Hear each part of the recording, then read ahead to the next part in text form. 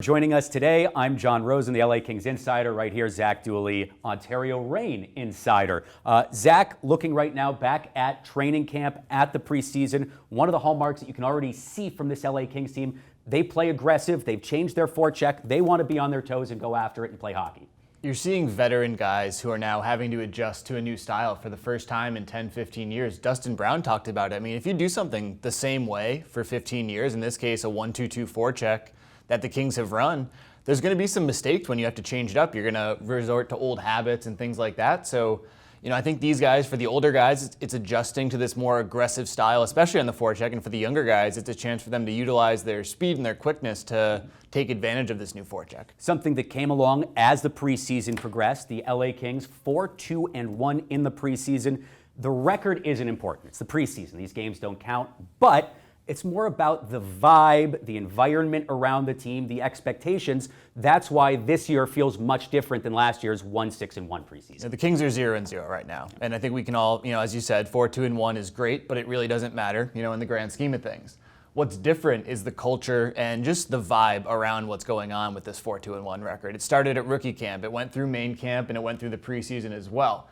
And I think it started in the net. I mean, the goaltending in preseason, from Jonathan Quick down to Jack Campbell, Cal Peterson, Matt Villalta, was terrific, I thought, in the preseason. All four goaltenders played very well. Started in the net out, and I think that group was maybe the strongest of this Kings team in the preseason. And individually, there are some very interesting performances. You bring up Jonathan Quick, obviously he was going to be a player to watch. Players like Jeff Carter, Drew Doughty, we'll get to some of the veterans in just a little bit. But in terms of the younger players that are going to start the season on this LA Kings team, Tobias Bjornfoot, as well as Blake Lizotte. Let's start with Bjornfoot. 22nd overall selection this past June at the NHL entry draft. He's 18 years old and just a smooth operator. Everything about him really emanates poise. 18 years old, and he plays like he's been in the league for 18 years. It's really impressive to watch him play. He's passed every test that he's been given thus far, and he's done it, in a quiet, smooth style. Like you said, he's not the kind of guy who's going to flash with end-to-end rushes, but he just plays a quiet, composed, and poised game that is well beyond his years. And talking about him as well, he's played with Drew Doughty in the preseason. That's where we're expecting him to start the season. Of course, once he plays that 10th game of the year, that ticks off 1 year towards free agency. 1 year comes off of his ELC. If he were to be loaned back to Djurgården in Sweden, that would slide to another year. So there are incentives to keep him in Sweden. But of course, right now, this LA Kings team, they're just taking it day by day as they have throughout this entire preseason. Same sort of approach for Blake Lizotte. He's played with skilled players. He's played with guys that are probably more role players. He's been able to find a home alongside both of those players. And probably when you look at the most positive stories, it's Bjornfoot and Lizotte. Lizotte's been fantastic as a forward. Talk about a guy that's made an impact every game that he's played for the Kings. It was in rookie camp. You left saying, wow, Lizotte was the best player on this team. You bring that into main camp, you see a guy who's a little bit undersized, and you say, oh, how's he going to perform against these bigger players? Well, he's continued to impress. He's produced and he's impressed. It's not just, the points, the goals, and the assists, but he's been good on the forechecks. He plays bigger than his size suggests. He's a guy who's made an impact pretty much every time he's been on the ice, and that's earned him a roster spot, over some guys that maybe you thought were ahead of him heading into this camp. He's also somebody, you can see that upper body, very strong, big shoulders, even though he's only 5'7", that allows him to withstand the rigors in the corners, and that's where he's found his home, as well as in the more playmaking aspects of the game. But talking about the veterans, Jeff Carter, big year coming up for him.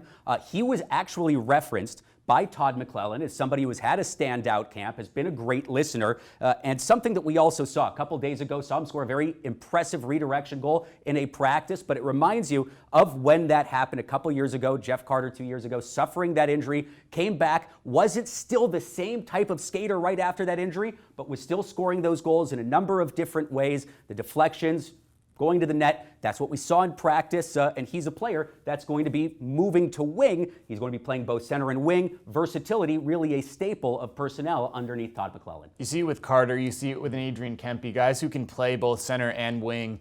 And now maybe look at the center depth without Carter, a guy who's been a staple for this Kings franchise as your number 2 center behind Kopitar for so many years. He moves to the wing. It gives guys like Adrian Kempe, Blake Lizotte, and Michael Amadio, who's led the Kings in goals during the preseason, a chance to really show that they can be full-time centers in the NHL. A good opportunity for those latter two, especially Lizotte and Amadio to show that, hey, maybe I can be, a second or third line guy, or I can be efficient as a fourth line guy at the NHL level like Amadio has shown he can in the AHL. Michael Amadio also 4 goals leading the LA Kings in the preseason. He was a player, of course, too, that his defensive play is also one of his calling cards here at this level. But in terms of that center depth, Jeff Carter, you'll still see him take some faceoffs. Under Todd McClellan, the San Jose, during his tenure there, was a top 3 faceoff team in the league cumulatively. So we'll see that. In terms of the special teams as well, LA Kings going back, at least at the start of the season, to that 4 forwards, 1 defenseman look. Looks like Drew Doughty as well as Alec Martinez will be the defenseman back. We've even seen players like Lizotte and players like Andrzej Kopitar playing as that forward, necessarily back, but towards that half wall and as that playmaker on the power play.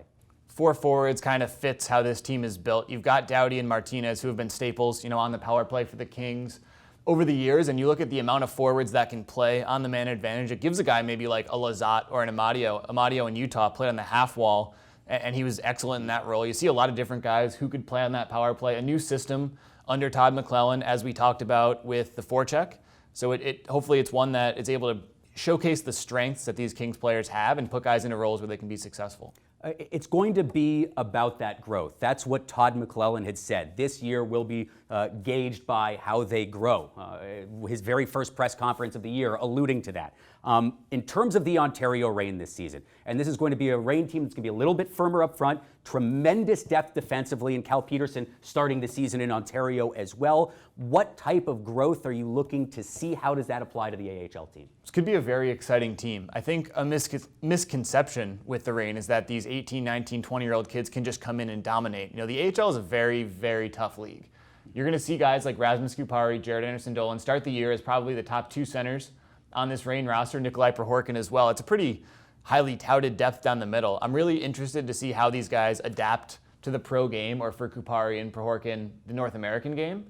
Very strong at right wing, Matt Luff, Sheldon Rempel, Martin Ferk, probably about as deep as you'll find in the AHL on the right side. You've got veterans like Lance Boma and Brett Sutter, who bring that leadership element as well. The defense, you talked about it. It's going to be young, but it's going to be deep. Mikey Anderson, Sean Dursey joining the pro ranks. Ryan Stanton, a veteran on the blue line. Returning guys, Cale Clegg, Daniel Brickley, Austin Strand, Chaz Radicott. The list goes on. Cal Peterson in net will be, the backbone of the team. One of the best goalies in the AHL. Faced an immense workload last year. Stood up to it about as well as you could have imagined. And year 3, I think he's going to have a big year. It's a good thing for these teams to have too many good players to be able to go around. This is a Kings team still looking to find that refresh and, again, rebound from last season. Will be a fun team in Ontario and in Los Angeles. The steps being taken, again, to return towards contention. On behalf of Zach Dooley, Ontario Reign Insider, I'm John Rosen, LA Kings Insider. Thanks for watching.